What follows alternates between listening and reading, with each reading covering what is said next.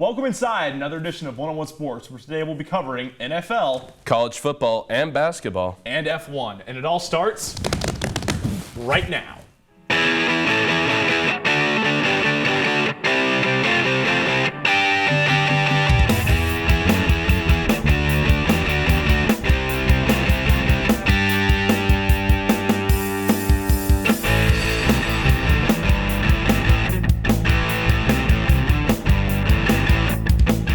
Welcome inside another edition of One-on-One Sports. I'm Grass alongside Chase Strasser. We've got a great show for you planned out today. But first, let's start things off with the quick hitters. Aaron Boone, the manager of the New York Yankees. They led the AL East for one day this season, and he gets a wonderful extension. Yeah, this is coming off an embarrassing 6-2 loss to the Boston Red Sox in the wild card game. Boone has led the Yankees to 4 straight playoff berths, but no World Series appearances. A lot of fans, of course, don't like this move. What I want to pay attention to is also the fact that the main culprit behind this extension is the GM, whose contract ends after this next season. So does that mean an extension for him as well coming up? Yankees fans now have to be scared about that. They've already done a lot of revamping of the coaching staff. They've let a couple coaches go. So we'll see what Boone can do. But he's there for 3 more years now, so we'll have to find out. I mean, it's just, the Yankees just have such a culture of winning, but under Aaron Boone, it's just, we've fallen short. You know, I think we went on this show last year, and we were like, yeah, the Yankees, just have so much talent. They're going to be the World Series. And again, Garrett Cole had a good year, but I mean, you just stacked the roster with so many home run hitters that don't really know how to get on base. And if you can't get on base, you can't score runs, a la Billy Beane. But, I mean, just Aaron Boone, God bless him. So, and also another God bless him day. Coach O at LSU, Ed Orgeron, go Tigers. Go Tigers. After 15-0 in 2019, out a year and a half after at LSU, just what do you think? It's only 21 months, I believe, after that 15-0 season, the Natty win, and he won about every Coach of the Year award on the face of this earth. To be fair, he did lose a lot of talent after that season. He lost both his coordinators. His defensive coordinator to Baylor, offensive coordinator went to the NFL. 13 Tigers plus Joe Burrow left for the draft. But a 9-8 record isn't what you expect out of, I believe, was the second highest paid coach in college football. I see it as the right move for LSU. You could make the argument that it was lightning in a bottle that he captured that season. And there was a fair share of off-field drama involving him. But he's getting $16.95 million left on his contract from LSU. So who's the real winner? Who's the real winner? I think it's Ed Orgeron. Yeah. Because, again, he had his dream job. And that's the thing with LSU that kind of shocks me about this move is that even though they like to think that they can, kind of be Alabama or compete with them, at some points you just got to look at Nick Saban and be like, okay, they don't rebuild, they reload, and LSU's not at that point yet to where they can just, keep reloading players. So once you have, that streak across the sky that they had in 2019, you can rebuild that or you can try and get that again, but it's going to take some time.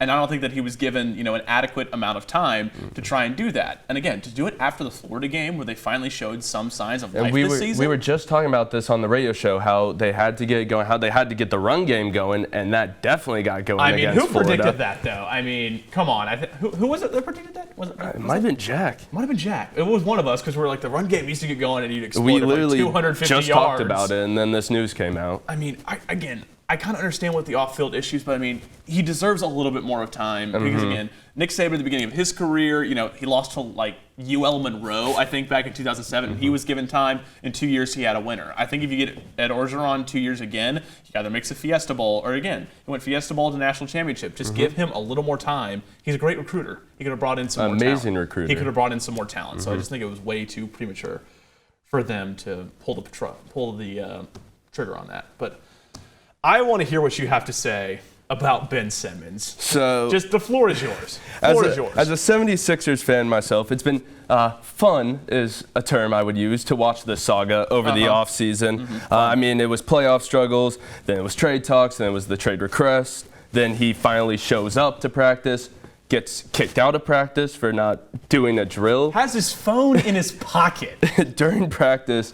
I mean, this team, the Sixers have done everything to accommodate Ben Simmons. They've asked everything or not much of him, honestly. I mean, it's been season after season where we get these off-season hype videos of him shooting threes constantly. We've seen it 3 straight years. And we've seen it year after year, and no improvement. It's gotten worse. I mean, a stat for you, he shot 34.2% from the free throw line during this playoff stretch, which is the worst in NBA history.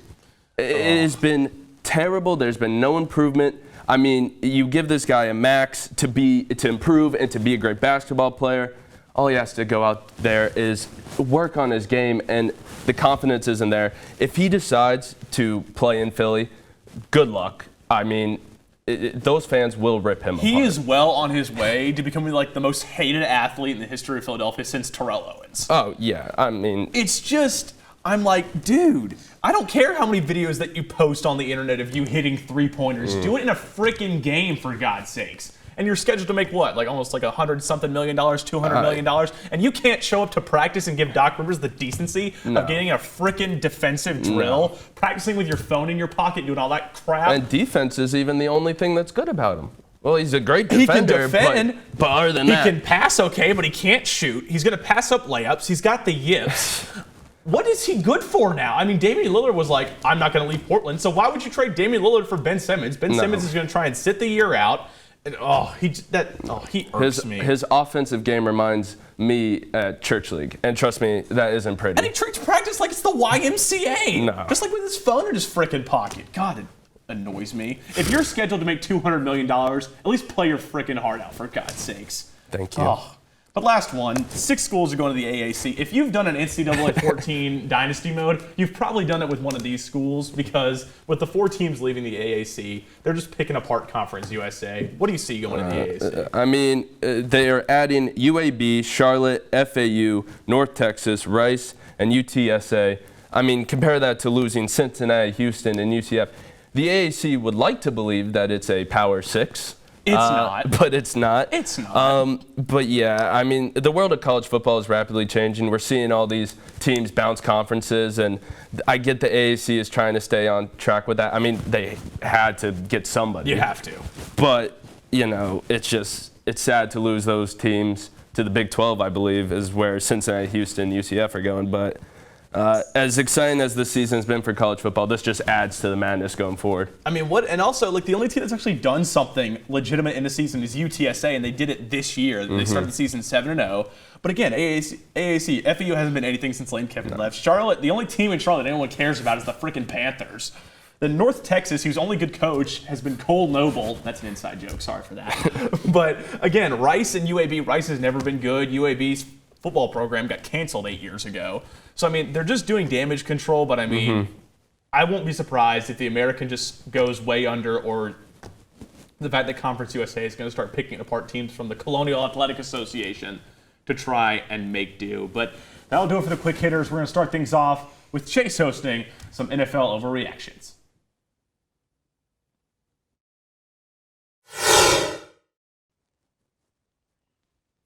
Welcome back to this edition of 101 Sports. Today, we're talking NFL and overreactions. I'm here with Sam Landsman and Tim Houlihan. And another week, a lot of overreactions. I'm excited to hear them. We're going to start with you, Sam. There's a team in the AFC North that not many people are talking about. Tell me why you believe in the Cincinnati Bengals. Yeah, I really think they're underrated and they're underrespected. I'm loving so far. I'm liking how they're playing so well so far. Joe Burrow, he's a 1,540 passing yards this year so far. 14-7 touchdown to interception ratio. I feel like he's playing pretty well. And then actually Joe Mixon, who's been kind of shaky the past few years, he's 480 rushing yards this season, 4th in the NFL. So he's starting to open up the offense a little bit. 5 catches on 59 yards and a touchdown last game. And then, of course, our friend Jamar Chase, who everyone thought couldn't catch a football anymore. But now he's the front runner for the Rookie of the Year candidate. Like, let me tell you, he's been great. Their defense has actually been holding pretty solid. They've been averaging 18.5 points per game. They've let up. And our Logan Wilson, he's a second-year linebacker of Wyoming. He has 22 tackles this season and 4 interceptions through 6 games. Like, I think they're holding pretty solid. This team is pretty young, and I feel like they're going to be competitive down the stretch. And, I feel like they definitely deserve to be more respected, for sure. So I have troubles with believing in the Cincinnati Bengals for a myriad of reasons. The main one is, so far, who have they beaten? They have beaten the Detroit Lions. They have beaten the Jacksonville Jaguars, who just picked up their first win against Miami, but up until that point, they hadn't won 20 games straight. And I don't believe in Zach Taylor as the head coach. I think he doesn't really know what he's doing. Besides from Joe Burrow, I really am not sure what I see in this team. The Joe Burrow-Jamar Chase connection so far has been excellent, but I am struggling to believe in how they're going to move forward. The only team so far they've beaten that has seemed somewhat competent is the 3-3 Vikings. And while that Vikings team could end up being good, a big test for Bengals, at least for me, is this week coming up with Baltimore. Baltimore Ravens are 5-1. Lamar Jackson is putting up stats that he didn't put last year and reminiscent of his MVP season. And this is going to be a big test for the people in Cincinnati. And if they're actually legit, this is the week to prove it. Otherwise, I'm not very convinced. Yeah, I think that's a fair point, but honestly, I think if you can get T. Higgins and Boyd open up the pass game a little bit, I really think that they can beat these good teams, and I think they're going to put on a good show against the Ravens this week. I know that it's a fair point. They haven't played amazing teams so far this season, but I feel like they definitely do have the offensive weapons to be competitive and compete, so we're just going to have to see what happens. Yeah, so going with that, I believe in that Joe Burrow is a very good quarterback. So far, 14 touchdowns, very impressive in only 6 weeks. I'm not a big fan of the 7 interceptions, even though 3 of those were in back-to-back picks in the Chicago Bears game. Yeah. But still, I do think he's a very good quarterback. He's proven that he can come back after that terrible injury he got last season. Yeah, but I need to see more from them. I don't really believe in Zach Taylor. I think he's more in that Sean McVay club of just young coaches arriving in the NFL without actual experience or being proven. So a lot to see from them. And if they turn out to be great, that's very exciting for the league, especially for the AFC North, which is a very young division. Yeah, it's definitely exciting to watch, that's for sure. Well, to keep it in the AFC North, there's a team that came into the season as Super Bowl contenders. They've gone off the rails a little bit. Tim, tell me about how this Browns team can get back on track. So the Cleveland Browns are, I would argue, in at least the top 3 most disappointing teams in the NFL season. And as a Browns fan, I can't really say I was surprised, as this is just our habits. Yeah. But we are riddled with injuries. Baker Mayfield out this week against Denver. Both Nick Chubb and Kareem Hunt out. J.O.K., our rookie out of Notre Dame, who's been great so far, one of the best linebackers in the league this year, is also out for several weeks. To get this team back on the road, there's luckily a lot of easier games moving forward. So we go up against Denver, Steelers, Cincinnati, a lot of easier games so far in terms of record, and this is their time to at least build some confidence in those guys, especially since there's a lot of second man ups. Baker Mayfield hopefully is supposed to be healthy by the Steelers game next Sunday. Yeah. However, Case Keenum will begin the start against Denver. It's really going to be coming down to Stefanski and how he can coach and make a new model that will work with this injured squad. Because with Ernest Johnson starting at running back, while he's good, he's no Nick Chubb or Kareem Hunt. For sure. Baker Mayfield with that torn labrum is really going to hurt how he's been passing. He's been not passing as nearly as great as he did last season. And there's a lot of question marks with this team. And while I personally was saying they were a Super Bowl team on paper and not until they win games, because I've let myself get hurt way too many times. Until they start putting up some more wins, I don't really think they're the contender that everyone's saying they were. Yeah, adding on to that, I feel like they do have an easier schedule coming up. They also, adding on to the Broncos, Steelers, and Bengals, they also play the Pats and the Lions as well, too. So definitely a little bit easier schedule coming up for them. As you said, but Landry and OBJ are expected to play tonight, so that'll definitely open it up a little bit more. The defense, you can't argue, has been very solid. They're the second-ranked defense in all of NFL. They've only allowed 307 yards per game. And Myles Garrett, oh my God, that man is a machine. 8 sacks this season. Honestly, he's been killing it behind there. And then also, as you said, with the wide receivers, Donovan Peoples-Jones had another big outing. Last week he had 101 yards and 2 touchdowns against a stingy Arizona secondary. So I feel like they can definitely compete in this game. And but as you said, if the injuries continue to pile up, it could be a problem for them in the long run. I don't know which Cleveland Browns you're watching when you're talking about defense, because that D-line might be excellent with Myles Garrett and Jadeveon Clowney, but Joe Woods, as DC, has proved once again that he is not worthy of that job. We're looking at teams that have scored. The Chargers scored 47 points on the Browns in Week 5. When they play against the Ravens, they scored 6. The Chiefs have scored significantly less points in other games compared to us. That defense, I don't know what team you're watching, but also DPJ, very good to look out for. And it's quite obvious OBJ's tenure might be up in Cleveland at the end of the year, and DPJ can fill that deep threat role. Well, I'm not enjoying this Pittsburgh Steelers slander. Anybody believe they can win the AFC North? Because I do. But to keep it in the AFC, another team that came into the season with a lot of expectations, had a promising season last year, but just lost across the pond to the Jacksonville Jaguars. Tim, what do you think about this Miami Dolphins team? It almost seems like the 2020 season was some weird fever dream. Yeah, they were a team that looked excellent last season. They missed the playoffs in a heartbreaker, going 10-6. Only second time in history that's happened, first being my Cleveland Browns back in 2007. And they looked great. There was a lot of promise, and honestly, while the Bills were still obviously the dominant force in the AFC East, they were the second team to fight for that spot. And they're now 1-5, and in 2 games that Tua has really played, I'm not going to count that Bills game, he's thrown 3 touchdowns, 2 interceptions, and only 500 yards, and his QBR is 42. I'm not very impressed with Tua, and with the news recently that Watson trade might be actually happening in the next week, it almost seems like the Tagovailoa era is ending in Miami, and it doesn't really seem possible how their season continues. Yeah, like, honestly, people kept saying, give him another chance, the media's too hard on him. He's just like, there's no real bright spot about him. There's no one thing that you can say, this is what he's good at. You know, like, honestly, the offense overall, it's the third worst offense in the NFL. They have 16.5 points per game. And the defense, nothing great either, 29.5 points let up per game. Like, I don't really know what they're going to have to do. Honestly, I think they should trade for Deshaun. I don't think they have any other choice. They don't have an option. Like, I think if they want to be competitive, this is what they have to do, for sure. I agree. And moving on with that, 1-5, there's not much more you can do in terms of losses there. They have they have easier games coming up. They do have the Falcons and the Texans coming up. But they have not been playing hot themselves either. So those games, if they were playing better, would have been easier games. Now they're actually, unfortunately to say, they're actual games that they really have to compete in, especially if they just lost to Urban Meyer and the Jacksonville Jaguars. And that also comes with Brian Flores and how he's coaching. He got outcoached by Urban Meyer in the NFL. Yes. And Urban Meyer looked like a deer in the headlights for the last few games. Yeah. So real question is not just Tua, but it's how's Flores going to get this team, because obviously did not perform that well as a coach in 2019. Granted, he had no one to work with. 2020, it looked good. But now with that team that should have been continuing progress, it almost seems like he might be getting figured out. So look to see that. Well, it's been an interesting couple weeks in the NFL. I'm excited for the rest of the season, but that'll be all from it today. We're moving on to the court. College basketball is up next.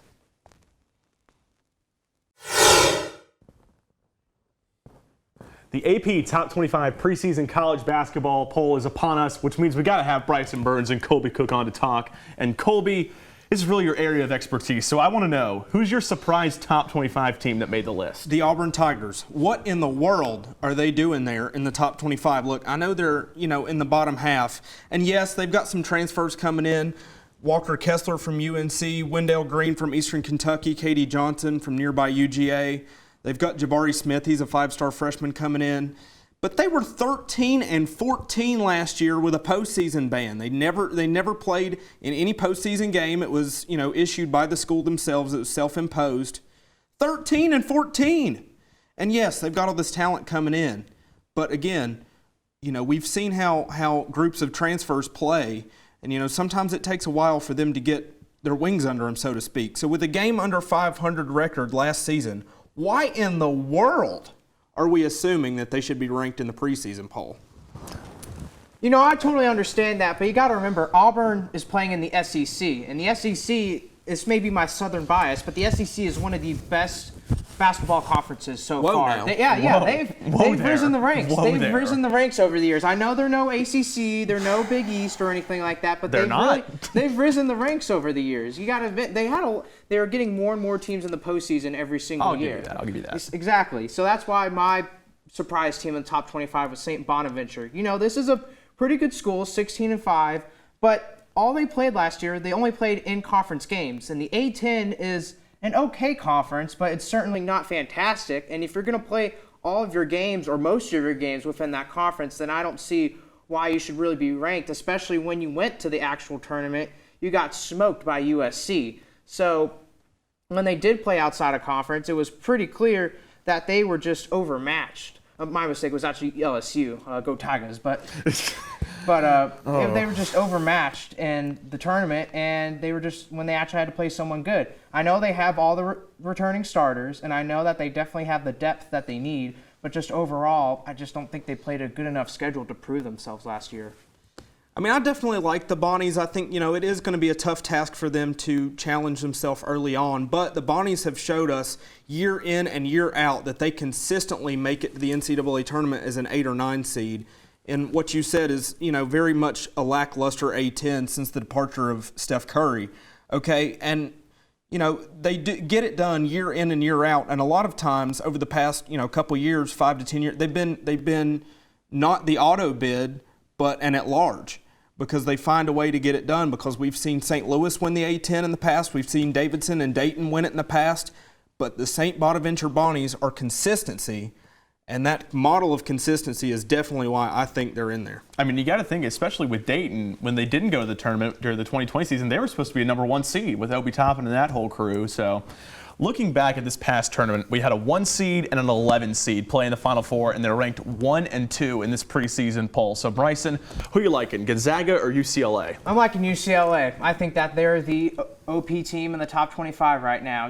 They're returning some really good players. They're on a revenge tour. I mean, they honestly would have maybe gone to the national championship game if it wasn't for basically a lucky buzzer beater at the end of overtime against the Zags. So, I mean, they have a lot of very good talent. Of course, they just have really good returning players overall. They have the momentum in the Pac-12 that they need because they have Johnny Juzong, who's 35% beyond the three-point arc. He's a really good shooter, and he really turned it up in the tournament last year. And then they also had Yami Yaquez Jr. He just looked great for the UCLA Bruins. Those two were their offense, and they're returning them, and they have the momentum behind them. So if they continue that, then I would say that they're definitely the favorite right now, possibly to win the national championship. Look, I got to tell you, I love the UCLA Bruins. I do. Jaime Jaquez Jr. and Johnny Juzang are absolutely filthy, and I'll be the first to tell you that I did not expect Mick Cronin's tenure in Westwood to go this well. But DUI or not, Mark Few's coming, baby. Drew Timme, Hunter Salas, Andrew Nembhard, the transfer from Florida, they are all returning. It's hard to replace Jalen Suggs, yes, but it can be done. They've got Texas, UCLA, Duke, and Alabama in the non-con. Mark's got to stack that schedule because, let's face it, the WCC is a terrible conference, and until they, get a basketball-only invitation from the Pac-12, they're pretty toasty. But he knows he's got to pack the non-con. He's doing that, and DUI or not, he's coming. And he's shown he'll go at you about 90 miles an hour. So we'll see what happens. I get Gonzaga has consistently been a top 10, even a top 5 team year after year. But you said it yourself, the conference they play in isn't that good. Other than St. Mary's and every now and again BYU, they just do not play tough competition. So, and to their credit, they are going to play some really good non-conference teams to open up the schedule. But I just think UCLA, they just want that revenge because that was a heartbreaker last year that they lost in that Final Four matchup. And I think that the players that they return will put the effort in, will put the work in, and that'll be enough to put them over the edge. Still remains to be seen. Should be, good teams. But what's surprising to me most, guys, is, basketball has traditionally been an East Coast thing. We are starting to see a little bit of a shift, USC, Oregon, UCLA, Gonzaga, to the West Coast. West Coast basketball is starting to be good again. It was great in the 70s with the San Francisco Dons. We'll see. It was the 1950s with the San Francisco Dons. And hey, don't count them out of the WCC either. But okay, last question. Dark horse mid-major. We are in a mid-major country right here. So Colby, mid-major. Well, you can hardly call them a mid-major over the last couple years, but Loyola Chicago. Drew Valentine, the youngest coach in the NCAA, at 30. He was hired at 29. The top assistant for Porter Moser has got 4 returning graduates and 6 of the top 7 quote-unquote starters. Moser, said, yes, we can only start 5, but he considered his top 7 guys in the rotation starters. Lucas Williamson and Braden Norris are going to go absolutely mammo. He's only 30. But a big rest in peace to our tourney hero, Cam Krutwig.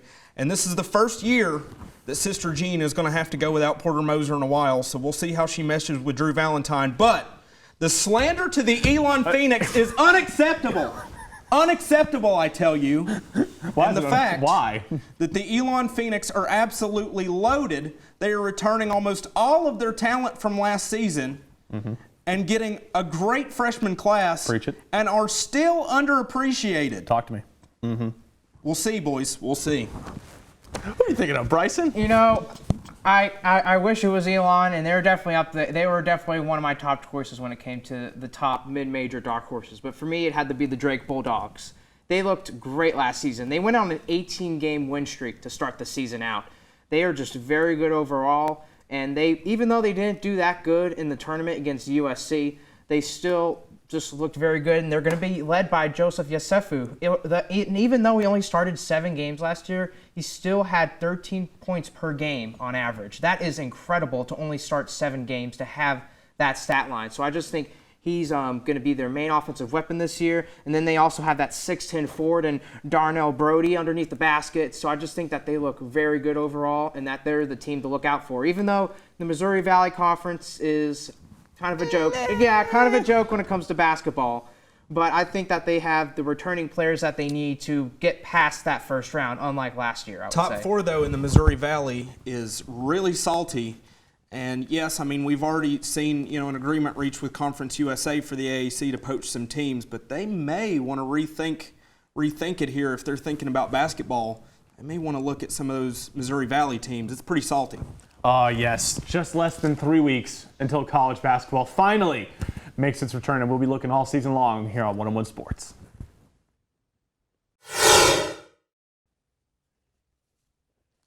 Welcome back to 101 Sports. Today, we're talking Heisman candidates. Matt Laguza's got his list and a few honorable mentions. Matt?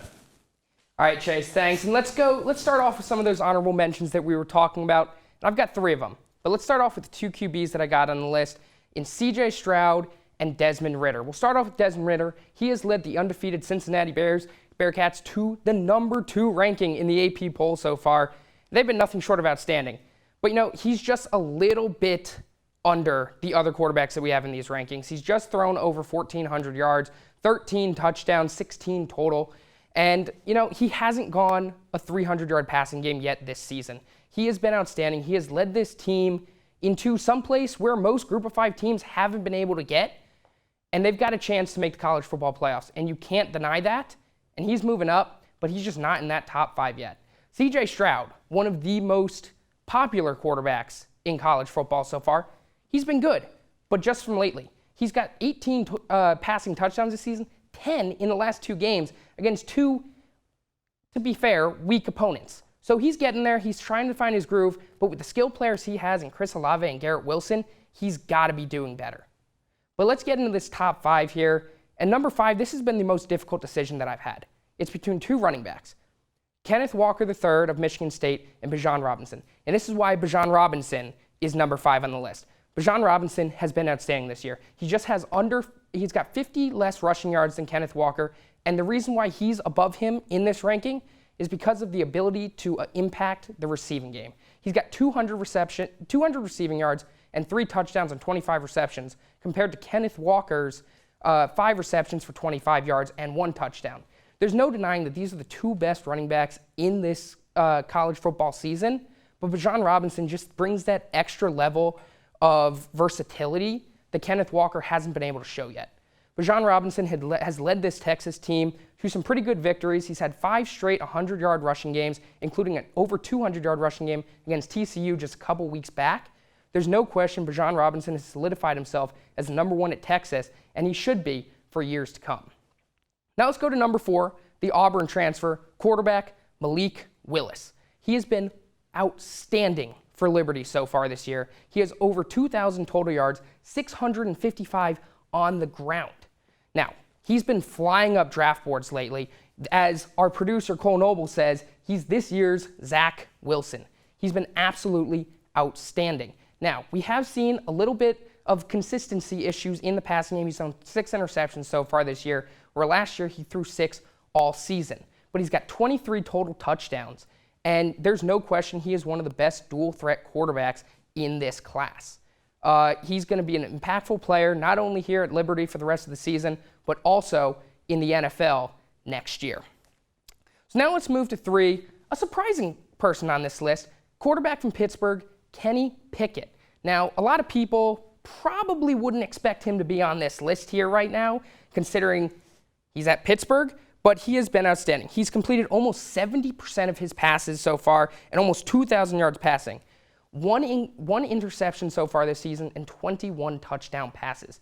He has been able to show the ability not only to play in a clean pocket, but his ability to throw outside and create things out of nothing has been superb. Now, they did have that one tough loss earlier in the season to Western Michigan, but in that game, he threw 74% completion percentage, almost 400 yards passing, and had 6 passing touchdowns. He has been nothing short of spectacular so far this season, and look for him to keep climbing the board. Now, number 2. Someone not so surprising right now. You're used to seeing Alabama players here, and that is Bryce Young. Once again, Alabama quarterback having another great college season, completing almost 70% of his passes. And as you can see in these highlights here, he has not had many clean pockets. He has been able to show his versatility, his ability to adapt in difficult situations, and be able to create things out of nothing. He's had an outstanding season so far, and he's got a lot less weapons than quarterbacks in the past, and he's obviously had a lot less protection. But he's been able to have a fantastic season against some really good opponents. He has thrown for over 2,000 yards, and as I said, 70% completion percentage, 24 passing touchdowns, and only 3 interceptions. Now, he doesn't really have a lot of running game. He's got negative 11 yards on the season, which isn't great considering he had 18 yards in his last game. So he does have to improve upon that, but as of right now, as a pocket passer, he has been outstanding. And now, as we've all been waiting for, the number 1, the most electric quarterback in this class, Bo Nix. I'm playing. It is Matt Corral of Ole Miss. He has been outstanding this year. As we saw against Tulane, 7 total touchdowns. He's thrown for almost 2,000 yards, and he's also had 450 yards on the ground. He has been electric. Nothing short of spectacular. His ability to throw in the pocket, step up, move outside has been amazing. He's been able to lead this Ole Miss team to a number 12 ranking right now so far. And, he's only thrown 14 touchdown passes, but he's been able to limit the turnovers, and that's what's important. His worst game so far this season was probably against Alabama, which they lost by 22 points, but he was still able to put together a solid performance. And that's what you're looking for in an NFL caliber quarterback. He's put into a very difficult situation against one of the best defenses in the nation, and one of the best defenses he will see his entire time in college. And he was able to defeat that adversity and come up on top. And there's no question, throughout the season, we still have plenty of weeks to go, that he will continue to improve and adapt. And I don't think there's any question in my mind that Matt Corral, at the end of the season, will be lifting the Heisman Trophy. But that's it that we got here. Let's send it back over to Chase. Well, thanks, Matt. Next, we're going racing. We've got Formula One up next.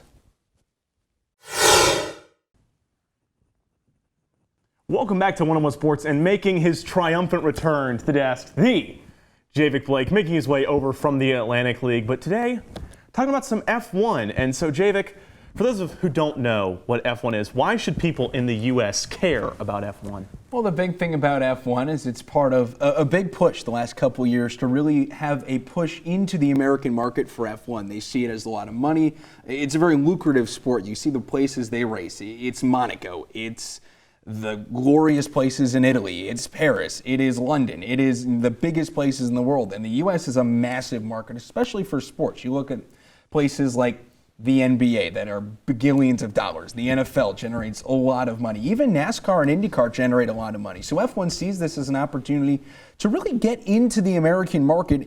And with the United States Grand Prix this weekend in the Circuit of the Americas in Texas, it for them seems like a perfect opportunity to really grab into the American market. They've used the Netflix series Drive to Survive over the last couple of years to really build up interest. And after a terrible taste was left in the mouth of many American motorsports fans after 2005 when they went to Indianapolis, only 6 cars raced because of a lot of tire failures and a lot of just tough PR for the sport as a whole. It now comes back, and it's been back since 2012 in Texas, and it gives F1 a great opportunity to make a ton of money because the fans love it in America. And you want to talk about fans loving something in America? Well, just take a look at this. Talking of which the stewards have decided no further action. Daniel Ricciardo and Sebastian Vettel. And that is why. I mean, you got a guy standing next to a crowd making car noises out of turn. I mean, you can't get better than that. But the drivers love it, the fans love it, and that's what makes it so much fun. It's really a party atmosphere all weekend in Texas. And I mean, again, if you got to look at America, what do we love? People turning left. And then, you know, people just on the racetrack. It's just a great atmosphere. And the two biggest stars that you mentioned, it's Max Verstappen and Lewis Hamilton. What can you tell me about them? It is one of the best title battles we've really ever seen in F1, especially in the turbo hybrid era, which just started over the last 7 years, where Mercedes has never lost. The way it works in F1 is you have 10 teams on the grid. Each team has 2 drivers. For Red Bull, it's Max Verstappen and Sergio Perez. For Mercedes, it's Lewis Hamilton and Valtteri Bottas. Mercedes has been dominant. Lewis Hamilton has won a world championship almost every single year. He's won it 5 straight years in a row. Mercedes has been the best team in F1 over the last 7 years. So this is really a battle between the established elites in Mercedes and the once established greats in Red Bull. Before Mercedes went on their dominant run, it was Red Bull under Sebastian Vettel that went on a dominant run. They won 4 straight world titles, 4 straight Constructors' Championships. So for Max Verstappen and Red Bull, and this is a car tailor-made to how Max Verstappen drives. You drive like crazy when you drive that car. Lewis Hamilton's a little more conservative, but what has happened is you have 2 drivers on 2 teams that have really dominated F1 for the past 10, 15 years, battling it out in the track, and it is just unbelievable what's happening down this stretch. We've seen crashes, we have seen collisions between the two, we have seen like the first race of the season, Max Verstappen overtook Lewis Hamilton and then was found to be outside of the track limits, and that ended up giving Lewis Hamilton the victory, and that set the stage for just everything we've seen over the past 6 months. With 6 races to go, this could be something like we saw in 1984 with Niki Lauda winning the World Drivers' Championship by just a half point over Alain Prost. I mean, it is a wild stretch finish for these two. And so looking at F1, is it kind of like, you know, you can kind of buy your way into it? You know, you can pay the drivers and get them into the cars and then make yourself a competitor? Is that kind of how it works now? That is for some teams. There are some teams like Haas in F1 who have really taken to the talent of just getting guys who can pay them money. You know, there are the haves and haves not. Mercedes is sort of New York Yankees. They pay $1 bagillion. They put a lot of money into their car. And there are guys like Haas who, frankly, are your small market teams. They have drivers like Nikita Mazepin, who is the son of a really rich Russian oil distributor. And that's how they get their money, which makes it funny because Nikita Mazepin funnels the money. He's Russian. Haas is American. Nice. Love to see it. And so who does McLaren belong to exactly? Oh, McLaren belongs to, and this is someone that a lot of people in F1 just love, and that's Lando Norris. Their team principal, Zach Brown. Your team principal is kind of like your manager in F1. Mm-hmm. Zach Brown, if he could, would probably want to adopt Lando Norris if he had the chance. Lando's a 21-year-old kid from England, kind of acts like a 18-year-old half the time. It's very fun. But he's someone who just drives like crazy. He's very much a young Max Verstappen. It's pedal to the metal, you drive like crazy, and he's gotten great performance out of a car that really not a lot of people thought would be as high up in the World Drivers' Championship standings as it's been. His average finish is 5th place. He's only 21 years old. He drives like crazy, and he knows this is his chance to make a mark in F1, and that's the big thing for him. He's someone who has gone into this year knowing if I have a good opportunity to do things this year, this can be my spot to really solidify myself as a contender for McLaren. And so far, his average finish is 5th. He's in a battle for 3rd place, the World Drivers' Championship, and he's someone who McLaren is going to look for the next 5-10 years as their guy, and we'll see if they can really build the car around him in 2022. All right, one more question before we got to let you go. Who's taking it home in Texas? And I think you got a prop, maybe? Oh, well, so here's the thing. Daniel Ricciardo showed up to the track today. He's Australian. He loves all things Texas, and he showed up in a cowboy hat. Now, this weekend, it's probably Max or Lewis. Valtteri Bottas has got an outside shot. But look out, if you're anywhere on the F1 Instagram this week, Daniel Ricciardo and the cowboy hat is maybe one of the most beautiful things of all time. So in the spirit of Danny Rick, we brought out the cowboy hat. Hats off to you. I mean, you pull it off so, I mean, look at this young man. Pulls it off so well. But that's going to do it here from the racetrack. Javik, thank you for joining us here, talking about some F1.